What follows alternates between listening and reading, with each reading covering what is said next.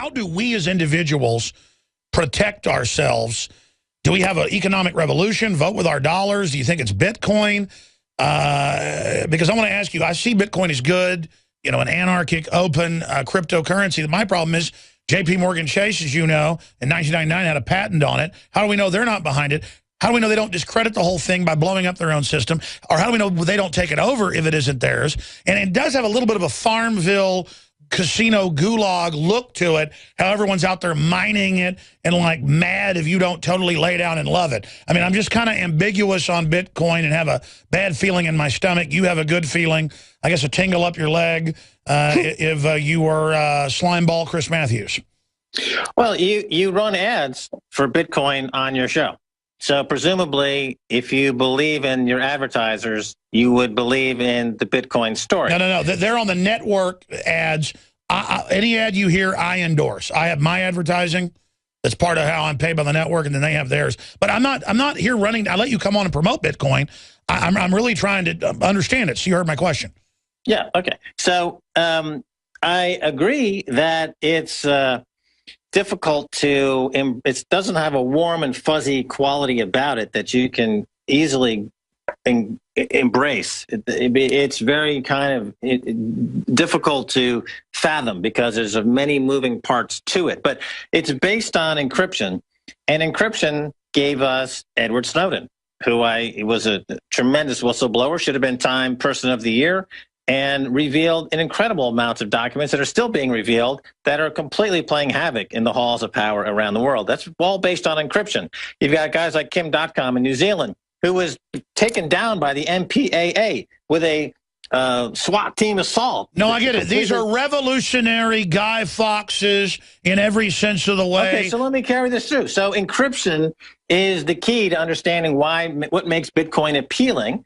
And it's based on an encryption technology, and the inventors of it figured out that to make sure that these coins were not double spent, you could incentivize people to prove that the coins were all being accounted for by giving them a piece of the coins as they were being created, so to speak, and then you end up with this currency called Bitcoin. And initially, it was a curiosity amongst the technology groups, but since situations like Cyprus happened, where you had the bail-ins that you mentioned earlier, people are looking for a place to store value. Gold and silver are problematic because, number one, the prices are being manipulated through artificial selling, and it's hard to move a lot of gold and silver. It's very heavy and it's obvious to see. Where you could put $100,000 on a thumb drive or in a Mind wallet or a paper wallet and walk across any border and take your money with you. That's what a lot of Chinese people are doing who are escaping China. Sure. Or a few collector coins or some art that the idiot TSA doesn't know is worth $5 million. Okay, so let's go back, go into this J.P. Morgan situation, because I agree with you that that is problematic, because they came out this week and said that they were renewing a patent that they have on virtual currencies. As you know, I'm the only one in the world that has 4 patents on virtual currencies, particularly the key patent 5951760. And you are the creator of Bitcoin. No, I'm not. Bitcoin is an evolution in virtual currencies from what I did in the 90s to now this cryptocurrency. It's a really remarkable break and an achievement in the field of virtual currencies, but I know this area very well. Oh. And so you've got this J.P. Morgan that's trying to resurrect some old patents. And this is what I see is going to happen. J.P. Morgan and others will try to stop Bitcoin by engaging in a patent war or a copyright war, the same way the record industry has tried to stop file sharing of music by attacking people on the basis of their violating copyright law. So I think J.P. Morgan and these other banks will use patent law to try to disrupt the flow of Bitcoin. They don't have a case. It's their patents don't really compete with Bitcoin. But look how Congress just passed a law banning the printing of 3D guns. I mean, I really don't see how they can do that. I don't see them, they're using technology to enslave us, but I don't see them being able to block us using technology to empower us, just like they can't shut down the alternative media. That only makes us that much hotter. So how do you see them trying to win? Well, I think they'll try to attack the merchants and the exchanges by, and you know, they just passed, or they're in the process of passing these global trade deals like TPP, Trans-Pacific Partnership. That gives corporations, if you looked into this, I'm sure you covered it on your show recently. Above government power. Totally above government power. So they can say that this patent that JP Morgan claims to have dominion over is now going to be applied through the corporate powers of TTP globally. And anyone who tries to do a merchant deal or an exchange, we're going to attack them claiming a patent violation. It'll be a completely spurious suit. It'll be a patent troll suit. There'll be no merit whatsoever, but it'll be backed by billions of dollars. And remember, in the case of copyright, the MPAA, they chased Chris Dodd of the MPAA, hounded Aaron Swartz to the point where he killed himself. They'll stop. Oh, they really killed him. He was getting married and everything. They killed him. His father said at the funeral that the government hounded my son to death. So anyway, that's Chris Dodd. He's a murderer, but he's typical American politician. I don't think anyone should be surprised about that. That's what they. Well, I want to say this: the ruling elite are getting more and more lazy, and that's why I think we're going to end up having a giant war. I mean, bottom line, where do you see this going? Because Bitcoin has survived. I want to go to calls. It has survived some big plunges to go back up. I just see it like the tulip mania or something, where it's getting a little bit foaming at the mouth here. I think the analogy to tulips is incorrect. Tulips, you really can't make the comparison at all.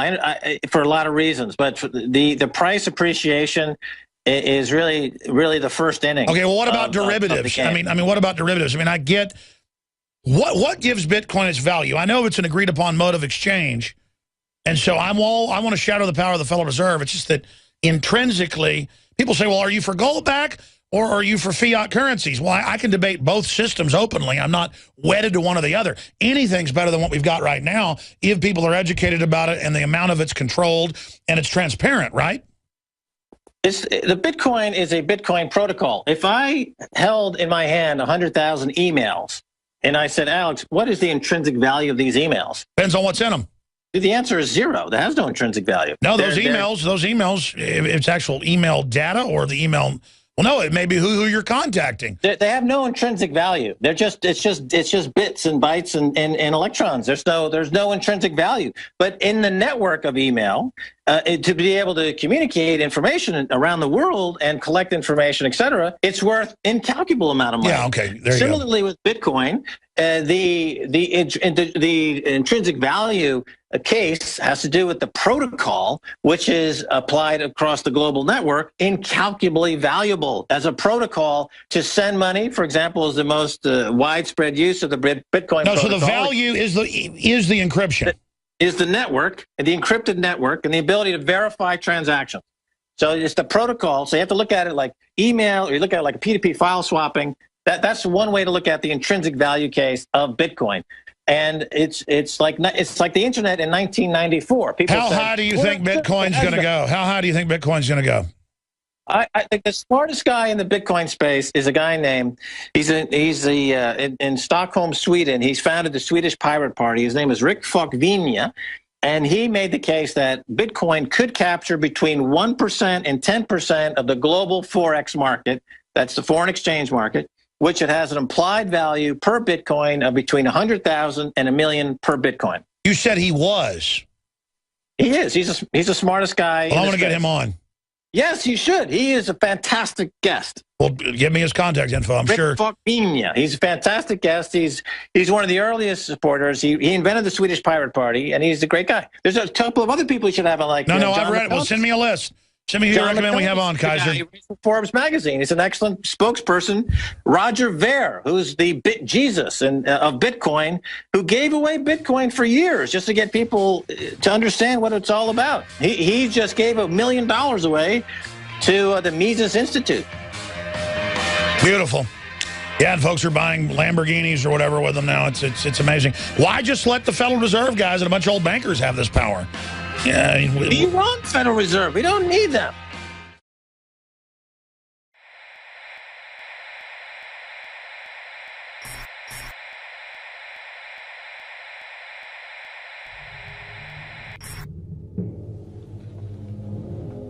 The InfoWars crew absolutely loves coffee because we love being awake. And I am somewhat of a connoisseur of coffee. So many times you go to a restaurant or even to a coffee shop and the coffee tastes like garbage. And in all the different coffees I've tried, my favorite is grown in the high mountains, in shade, Arabica, on the border with Guatemala in southern Mexico. by the Chiapas farmers. I make sure we've done the research. I make sure it's the very best product that we can offer you when I put my name on it. And I believe, and it's my taste, so you may differ, that this is the best coffee in the world from southern Mexico. Wake Up America Patriot Blend, 100% organic, Arabica shade grown. And then we have the Immune Support, 100% organic coffee, infused with a special type of mushroom known to boost the immunity. This coffee is seriously so smooth. I normally have to douse my coffee with cream and sugar and cinnamon and all kinds of tasty treats, but this, I drink this black. It is so good. Well, that's why I like it, is that it has a kick, it has really good caffeine in it, it has a good clean wake up that lasts for a long time, doesn't give me a headache, but it's so smooth, it's so delicious. Just try it out for yourself. I'm telling you, this is my favorite coffee. We went through a lot of trouble to bring you this. Just try it, and I think you'll be hooked like we are here at InfoWars. Well, folks, find out for yourself and support the information war today. It's all available at InfoWarsLife.com or by calling toll-free 888-253-3139.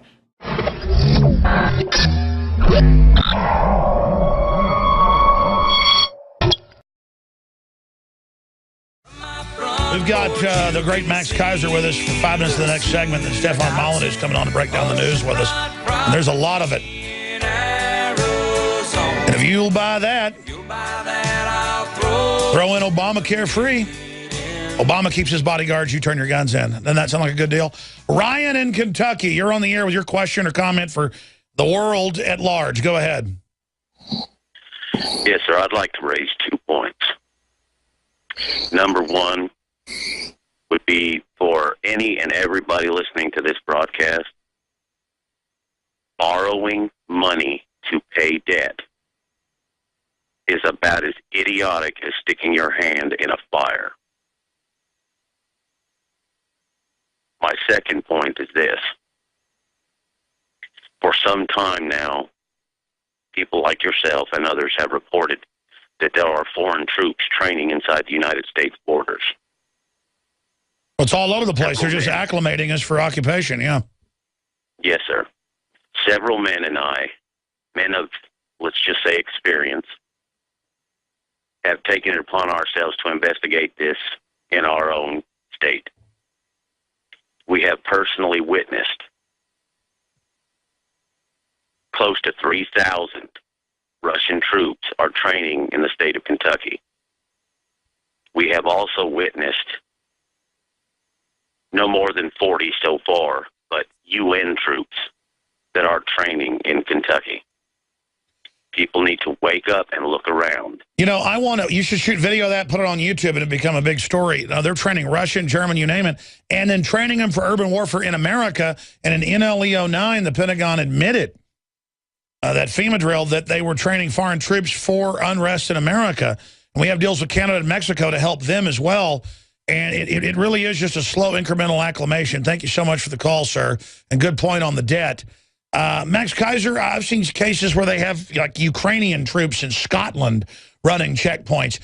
What do you think all this is really about? In Paris, they have Romanian police that are stopping Romanian so-called gypsies. Because there's an influx of them. So they're allowing the Romanian police to set up shop inside Paris, inside France. So, which is a remarkable development, I think. I think Mark Carney is a Bank of Canada central banker. They just dropped him into Bank of England. It buttresses your point about this new world order, about this globalist agenda. So the elite in these different countries are just plug and play. They're just snap and go. They just drop them in from any country to any other country. There's no sovereignty anymore. It doesn't make any difference what country you're in. You can just drop in elites from any country to any other country as long as they do your bidding. Continuity of agenda. Exactly. Let's jam in one more. Well, you put it well, Max. William in North Carolina. Go ahead. Quick question or comment. My question is about CISPA numbers. I've been seeing on the net where they're being used on birth certificates, Social Security cards, court cases. You know, Max is a real expert on this. I appreciate it. Let me jump in real because we're going to break. Max, they do use individuals in countries in the IMF and World Bank as collateral, correct? Well, inadvertently, we're all collateral for the central banks, one way or another. But I've heard you quantify this before, because I've seen it where they call us human resources and they really are assigning whole populations on through debt to this too big to fail, correct? Yeah, all of your Twitter activity is now collateralized and used to underwrite debt, because they can say it has predictive qualities, which they can underwrite. All right, 5 more minutes with Keiser. Stay with us.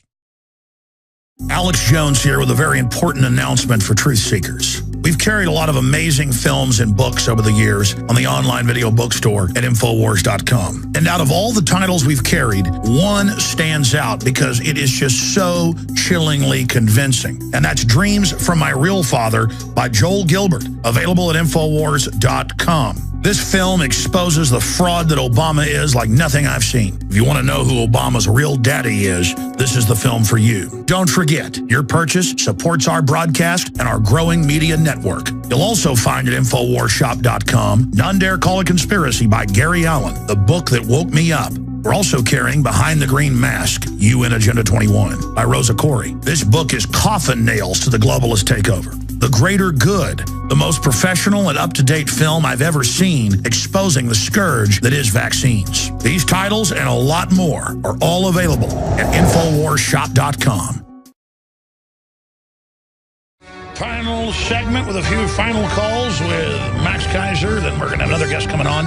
And a drug ad I want to play on air and get Stefan Molyneux's take on.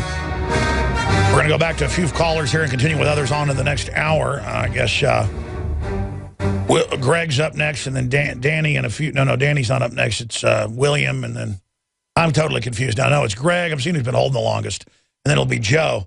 But Max Keiser, anything else you'd like to add, important points that you've forgotten to get out there to folks?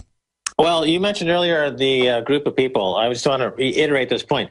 Mark Faber and others that are talking about 2014 being a watershed year to the turning point in market chaos. And I just want to reiterate that I'm putting my flag in the ground and saying that Bitcoin is the phenomenon happening this year.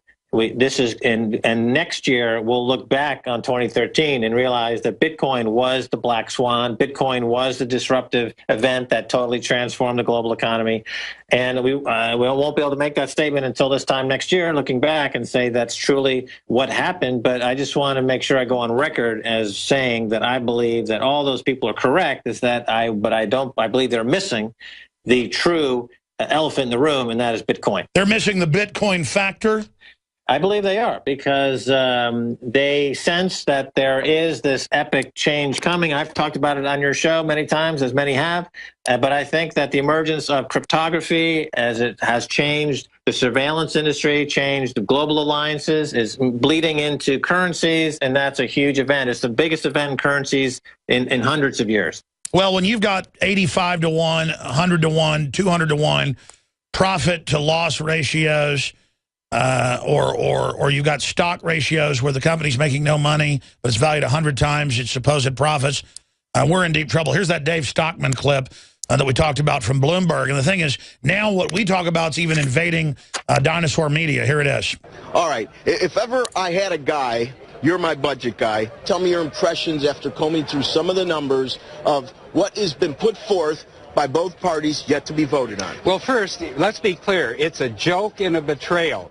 It's the final surrender of the House Republican leadership to beltway politics and to kicking the can and ignoring this budget monster that's hurtling down the road. They're busting the caps, and it's totally unnecessary. It's going to add $70 billion to spending this year and next year, and then they're going to pretend to save it in 22 and 23. All right, that's a CNBC clip where he's saying something similar. Let me actually read what he said here. He said, on Bloomberg, it's in our article, market valuation has lost every anchor of the real world. He wanted to say that this kind of speculative froth that you get at the top of a cycle where valuation loses any anchor in the real world, loses any anchor in the real world. That video's up on Infowars.com. This is what we're talking about here. So they can't criticize Bitcoin claiming it's not connected to anything when what they're pushing is connected to a bunch of debt that we know has negative value and was based in fraud, Max Keiser. Well, they're basing their analysis or their value structures tied to fiat money. And fiat money, by definition, has no intrinsic value at all.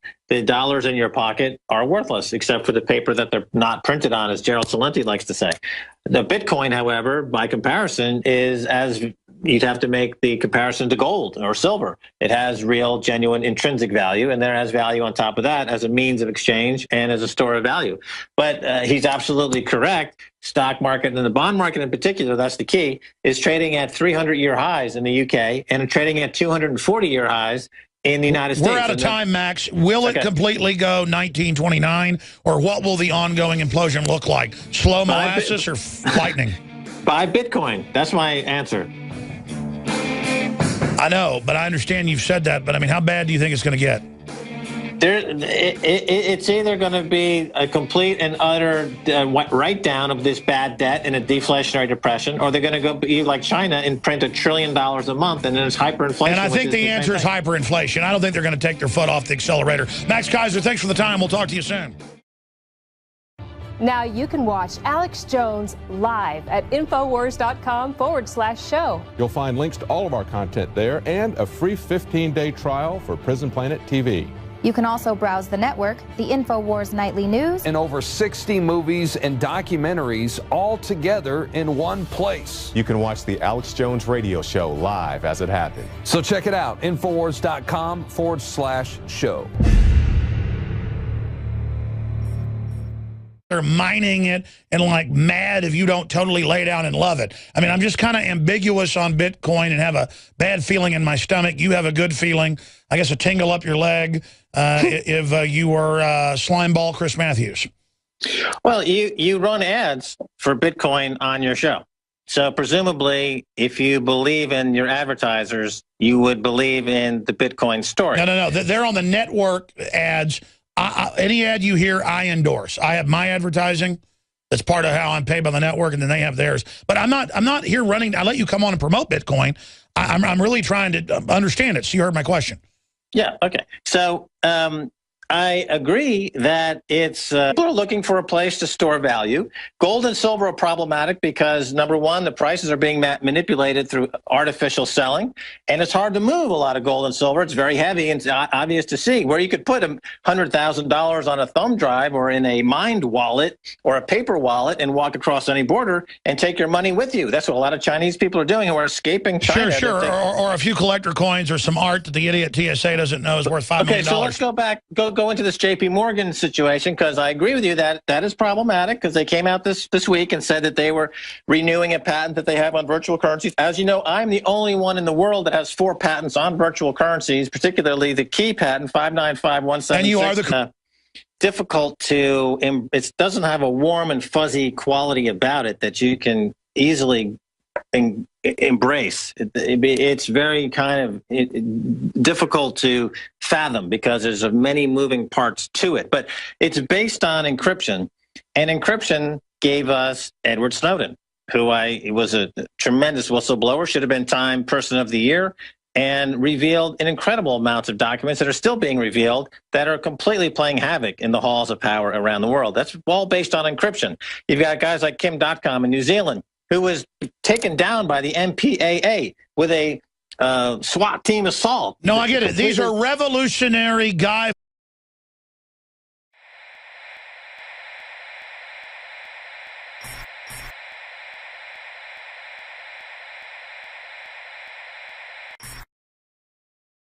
How do we as individuals protect ourselves? Do we have an economic revolution? Vote with our dollars? Do you think it's Bitcoin? Because I want to ask you, I see Bitcoin is good, you know, an anarchic, open cryptocurrency. My problem is JP Morgan Chase, as you know, in 1999 had a patent on it. How do we know they're not behind it? How do we know they don't discredit the whole thing by blowing up their own system? Or how do we know they don't take it over if it isn't theirs? And it does have a little bit of a Farmville casino gulag look to it, how everyone's out the foxes in every sense of the way. Okay, so let me carry this through. So encryption is the key to understanding what makes Bitcoin appealing, and it's based on an encryption technology, and the inventors of it figured out that to make sure that these coins were not double spent, you could incentivize people to prove that the coins were all being accounted for by giving them a piece of the coins as they were being created, so to speak, and then you end up with this currency called Bitcoin. And initially, it was a curiosity amongst the technology groups, but since situations like Cyprus happened, where you had the bail-ins that you mentioned earlier,